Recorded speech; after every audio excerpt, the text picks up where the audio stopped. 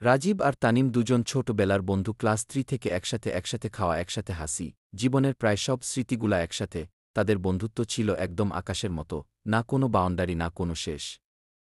স্কুলের এর সামনে ছিল একটা পুরনো বেঞ্চ, যাকে ওরা বলে আড্ডা পয়েন্ট। সেইখানেই ওরা ছিল সবচেয়ে বেশি খুশি। পরীক্ষার টেনশন, প্রেমের গল্প, রাজনীতি, স্বপ্ন, সবগুলো সেই বেঞ্চকে শোনাত।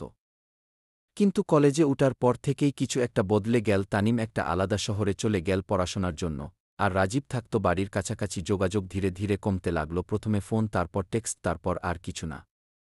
বছর 5 পরে রাজীব ফিরল তাদের স্কুলের রিইউনিয়ন-এ। সেই পুরনো বেঞ্চটা এখনও পড়ে আছে, কিন্তু এখন অনেক পুরনো লাগে। রাজীব যখন বেঞ্চের কাছে গেল, দেখে একজন বসে আছে বেঞ্চে। কাছে গিয়ে দেখে তানিম বসে আছে।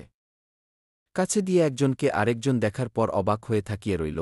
রাজীব বলল, বন্ধু কেমন আছি? জবাবে তানিম বলল, হ্যাঁ বন্ধু, ভালো আছি। রাজীব বলতে লাগল, তুই অনেক পাল্টে গেছি, আর অনেক বড় হয়ে গেছিস। বেঁচে থাকুক তানিম আর রাজীবের মতো বন্ধুত্বগুলো।